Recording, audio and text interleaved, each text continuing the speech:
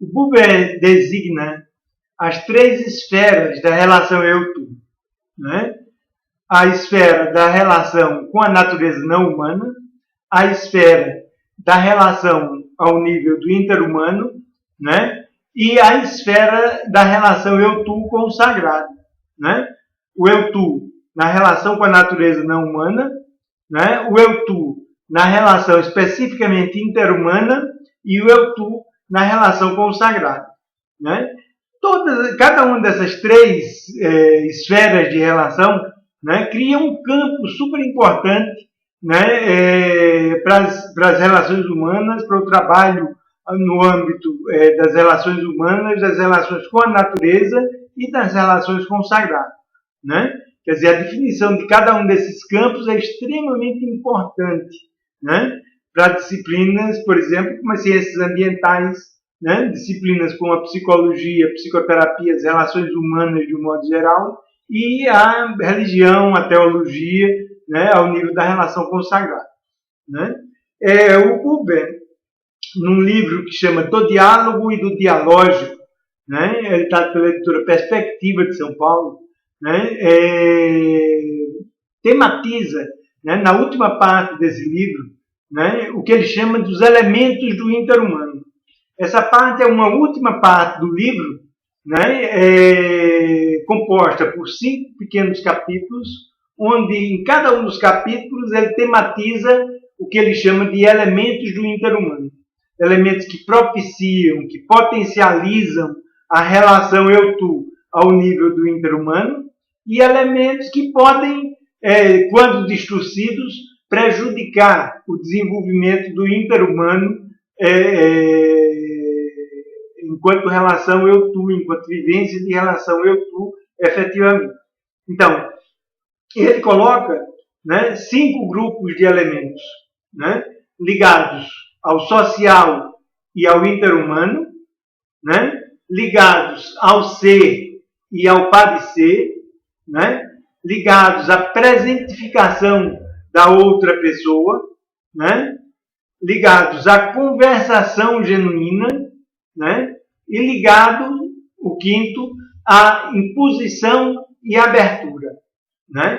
Cada um desses títulos designa um âmbito de elementos que propiciam ou que dificultam a relação interhumana, né?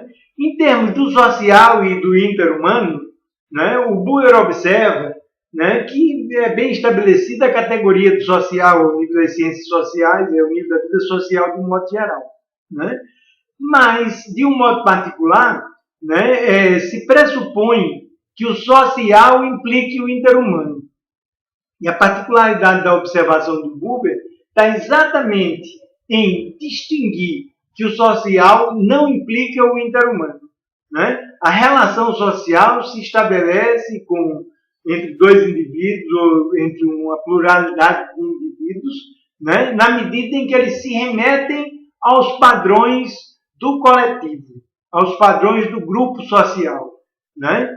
Quer dizer, e aí eles se comportam de acordo com a cultura do grupo social, né, com a cultura do sistema social, mas eles não desenvolvem efetivamente uma relação interhumana, né? O grande aspecto, né, basicamente, é que essa relação meramente ao nível do social é uma relação que se dá ao nível do modo eu-isso de sermos, e não ao nível do modo eu-tu de sermos, ou seja, e não ao nível do modo efetivamente interhumano de ser. Quando nós pensamos o social e o interhumano, né, nós podemos entender que nós podemos nos relacionar, né, amplamente ao nível social sem que isso implique uma relação interhumana, né? Então, o estabelecimento de um modo interhumano de relação, né, se subordina especificamente à imersão momentânea de nós outros e dos outros, né, numa relação eu-tu, numa relação dialógica, né? A relação eu-tu e a relação dialógica não é necessariamente presente ao nível da relação social. Ao nível da relação social, as pessoas podem se relacionar sem jamais entrarem numa relação interhumana.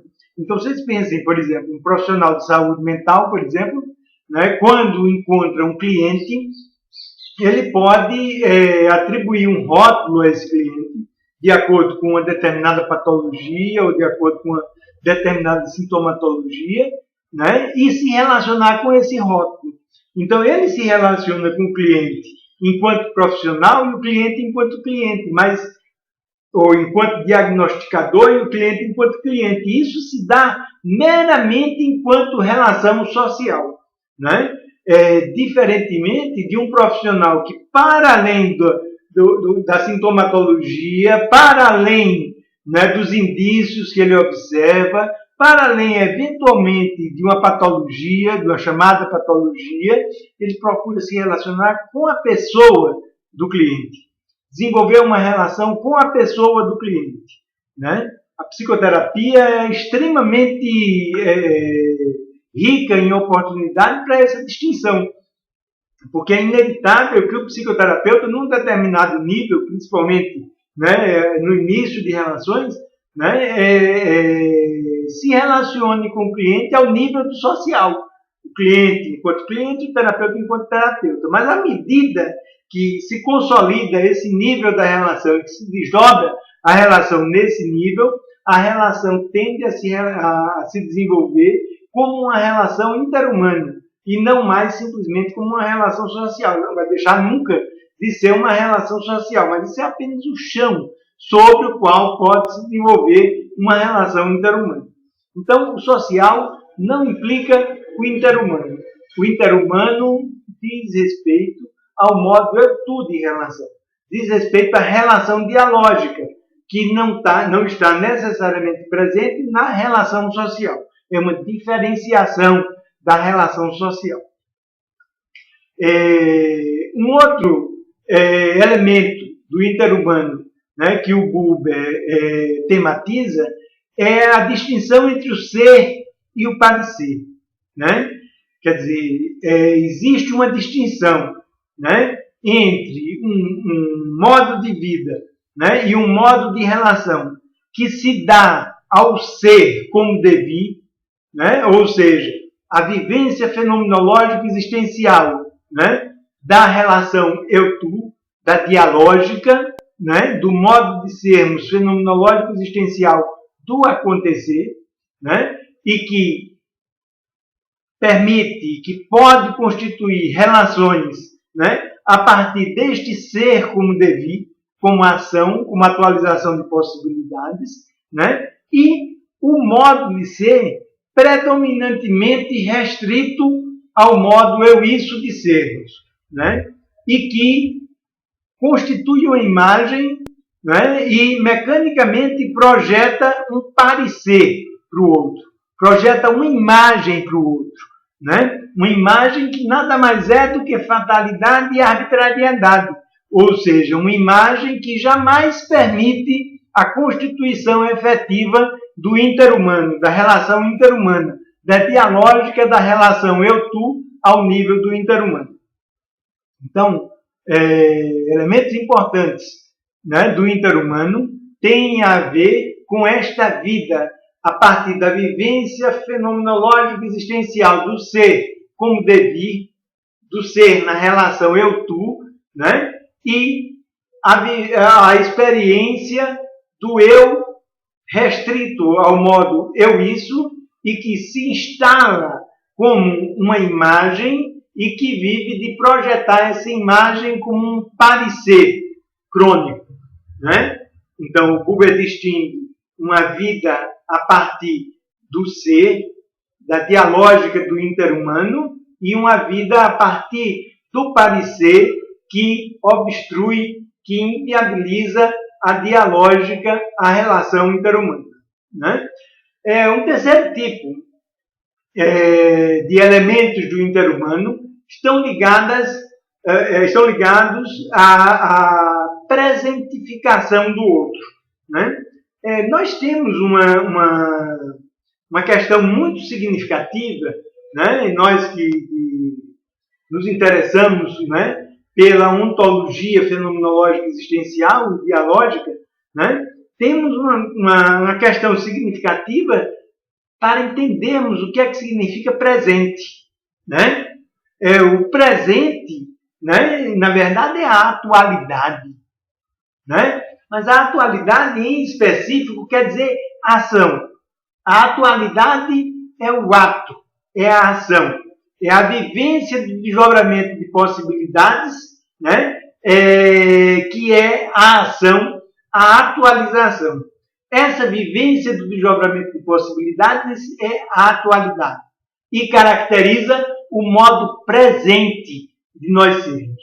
O modo presente de nós sermos é o modo pré-ente, anterior ao ente, né? Quando nós vivemos possibilidades no modo eu, tu de sermos, no modo fenomenológico de sermos, essas possibilidades se desdobram, se atualizam, perdem força e, na medida que elas perdem força, elas se instalam como coisas.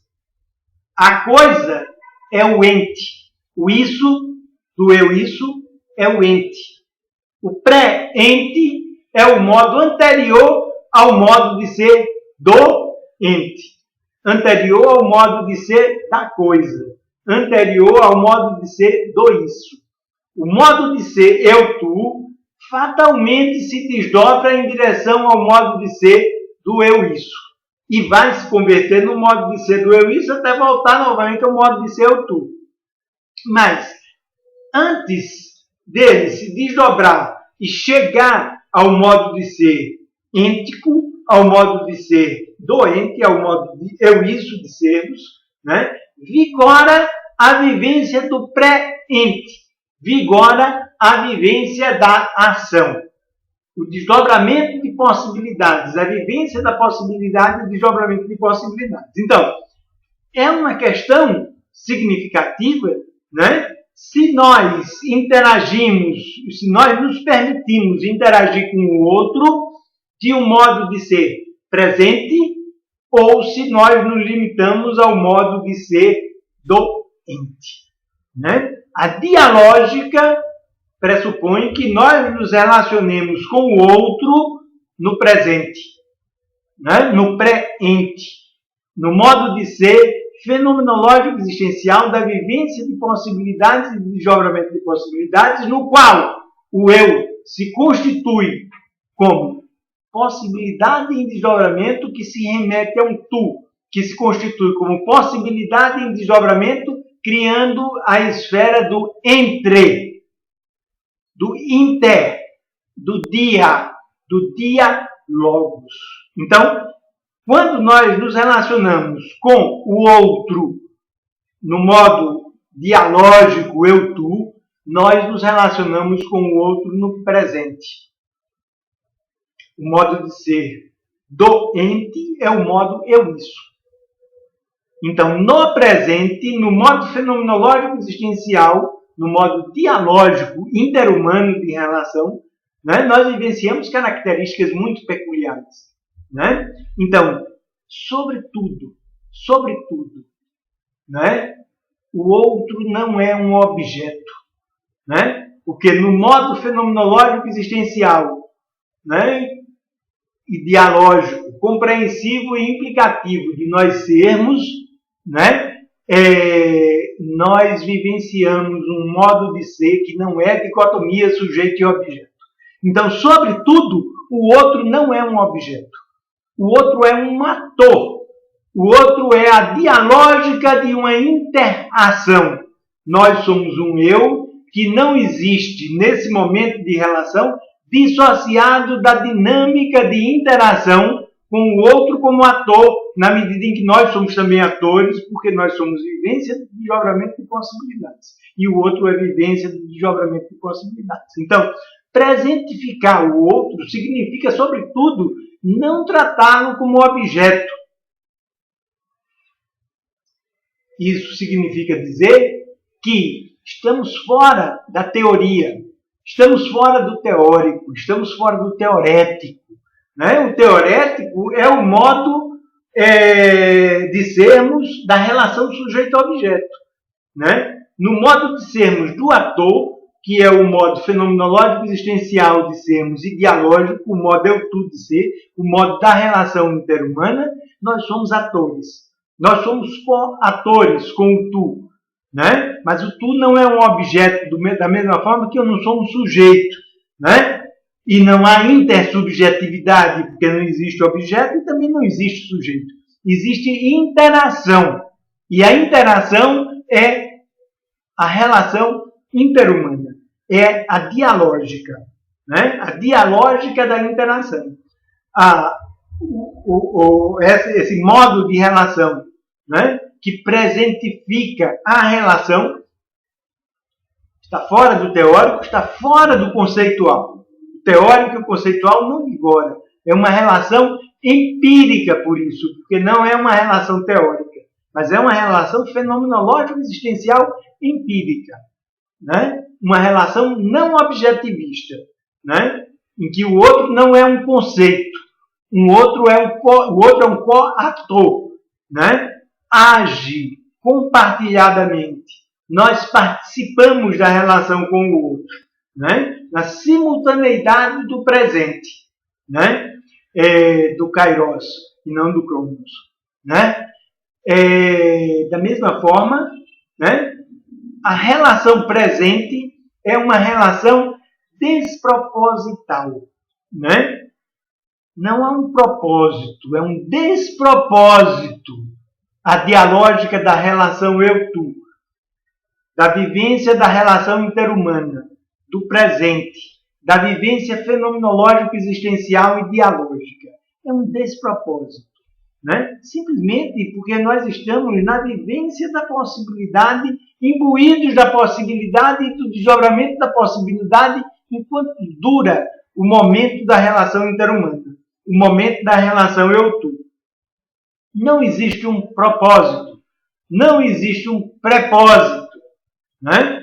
É uma relação desproposital. O modo de sermos da ação, o modo fenomenológico existencial de sermos da ação é um despropósito, né? Então, a presentificação do outro exige a vivência desse modo desproposital de sermos, né? Ao mesmo tempo, a relação eu-tu, o presente, a presentificação da relação com o tu, né? Está fora do modo de sermos da utilidade, né? Não é uma relação pragmática. O uso, a utilidade, né? Os úteis não vigoram nesse modo de sermos do presente. O modo de sermos do presente é um modo não pragmático. Não funcionam os úteis e as utilidades. Não existe um sujeito para utilizar, né, os úteis numa relação pragmática, né? Estamos fora do modo de sermos do sujeito e dos úteis, dos usos e das utilidades, né? E, além do mais, a presentificação do outro exige que estejamos fora do modo de sermos da realidade. A realidade é o modo acontecido de sermos. É o modo eu-isso de sermos. O modo de sermos do presente é o modo de sermos da vivência da possibilidade, né? É o modo de sermos da ação, do desdobramento de possibilidade, né? Então, a presentificação do outro exige, né, que nós nos submetamos às características e às qualidades desse modo de sermos que é o presente, que é o modo pré-coisa de sermos, que é o modo eu-tu de sermos, que é anterior ao modo eu-isso de sermos, né? E essas qualidades basicamente são: está fora da dicotomia sujeito e objeto, né? Está fora do propósito, está fora do teórico, do conceitual, é pré-reflexivo, né? É um modo de sermos que está fora da utilidade, dos úteis e dos usos, é um modo de sermos que está fora, momentaneamente, do que nós entendemos como realidade, que é apenas o modo acontecido de sermos. Tanto é que o Buber vai dizer, né, lá para Shankar, do diálogo do dialógico, né, nos elementos do interhumano, ele vai dizer: não resolve, né, perceber o outro como objeto, né? A empiria objetiva do outro não resolve a compreensão do outro, né?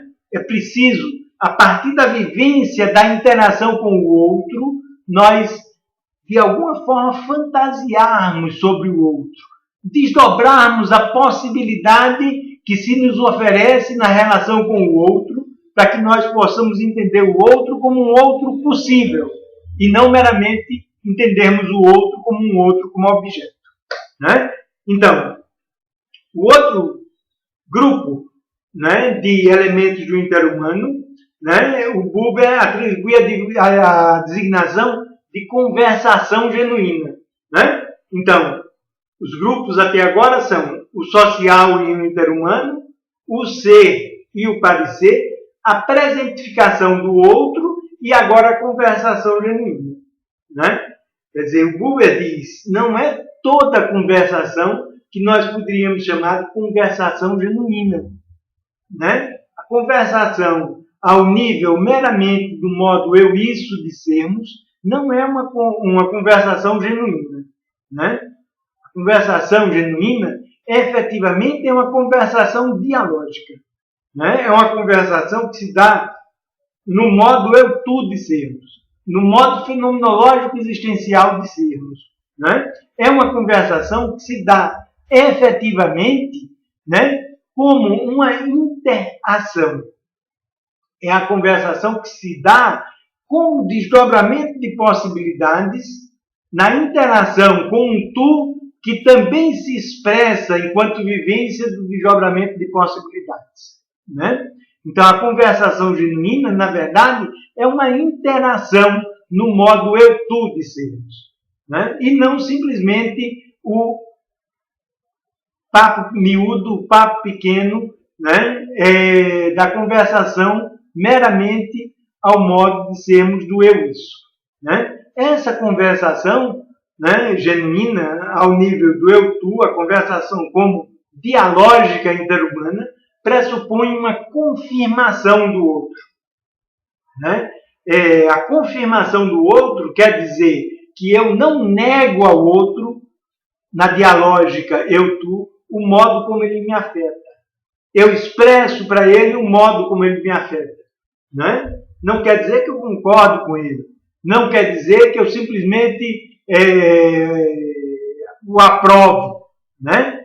Mas, na verdade, quer dizer que eu não sonego o modo como ele me afeta. Né? E nessa afetação recíproca, né, e nessa confirmação recíproca, efetivamente pode-se desenvolver não a aprovação, né, não a aceitação, né, mas a conversação genuína. A conversação é efetivamente dialógica. A conversação é efetivamente interhumana. Né? E o quinto grupo, né, de elementos do interhumano que o Buber vai designar como ligados à temática da imposição e abertura. Né? São duas possibilidades nas relações humanas. Né? A imposição e a abertura. O Buber vai, inclusive, dizer o seguinte, a imposição é como se fosse um modo de ser do propagandista. Né? E a abertura é como se fosse o modo de ser do educador. A abertura é dialógica, a abertura é interhumana. Né? A abertura é uma disponibilização para a relação com o outro e para a conversação genuína com o outro. Né? Então, a abertura permite que o desdobramento de possibilidades, o eu como desdobramento de possibilidades, o tu como desdobramento de possibilidades, o eu-tu como desdobramento de possibilidades, o sentido respectivo a essas possibilidades, né, se constitua, né, como um foco de produção da verdade. Né? Uma verdade que não é mais a minha verdade simplesmente, que não é mais a verdade do outro simplesmente, mas que é uma verdade que nós podemos produzir juntos. Né? Que nós podemos criar juntos. Numa tensão de diferença, porque a diferença não se reduz jamais. Né? Apenas há uma disponibilização para uma relação pré-reflexiva, para uma relação vivencial, para uma relação dialógica entre o eu e o tu. Então, nesse sentido, né, o educador, né, que disponibiliza a abertura na relação com o educando, ou a pessoa que disponibiliza a abertura na relação com outras pessoas, não está preocupada em vender uma verdade, né? O interesse dela, fundamentalmente, é que tipo de verdade nós podemos produzir juntos, né? Existe uma premissa dialógica, uma premissa ontológica dos seres humanos de que nós podemos produzir a verdade juntos, né? E eu estou interessado, diz o educador que se abre, né, para a relação, né? Eu estou interessado fundamentalmente na verdade que nós podemos produzir juntos. Esse que é o meu interesse. A verdade que nós podemos produzir juntos, né? E que é um processo riquíssimo e belíssimo, né, de atualização da condição humana da gente, da condição dialógica, da condição interhumana que é intrínseco ao que nós somos enquanto seres humanos, né? O impositor, não. O impositor tem uma verdade para vender. E o impositor está interessado em enfiar aquela verdade goela abaixo do outro, né? Buber observa que o impositor, ele não acredita na verdade dele. Porque se ele acreditasse, ele esperava que o outro descobrisse também a verdade dele. Ele não precisava impor ao outro a verdade dele, né? Mas ele impõe. A imposição é um elemento que prejudica o desenvolvimento da relação dialógica, da relação interhumana. A imposição efetivamente destrói a possibilidade da constituição da dialógica do interhumano. Por isso que as pessoas que se permitem, né, a abertura dialógica não estão interessadas em impor nada. Existe muito mais interesse, existe muito mais alegria, existe muito mais riqueza, né, na produção conjunta, na participação conjunta na produção da verdade, do que na imposição de uma verdade pré-estabelecida. Por isso que a abertura é uma condição sine qua non da dialógica, da relação interhumana, da relação humana. Porque é ontológico ao humano produzir junto a verdade. A verdade nunca é produzida sozinho, né? A verdade fundamentalmente decorre de um processo de interação, de uma relação dialógica com o outro, da interação eu-tu, da relação interhumana. Por isso que a abertura é uma condição fundamental, um elemento fundamental do interhumano. Então, esses são os elementos do interhumano, né? O interhumano que decorre do social, a vida a partir do ser e não do parecer, né? Um momento de vivência a partir do ser, do devir, da interação dialógica, né? A presentificação da relação, né? A vivência da relação no modo dialógico, no modo eu-tu de sermos, na configuração do presente de uma interação interhumana efetiva, né? A conversação genuína é um outro elemento do interhumano, né? A conversação efetivamente dialógica, no modo eu-tu de sermos, que parte de uma confirmação recíproca dos parceiros de interação interhumana, né? E a abertura, que é característica da educação, né? E que permite o desenvolvimento da relação interhumana como uma relação dialógica, que significa uma relação efetivamente de produção de possibilidades e dos sentidos que são inerentes ao desdobramento dessas possibilidades, ao desdobramento das possibilidades como ação, que são logos, que são dialogos, que são diálogos interhumanos.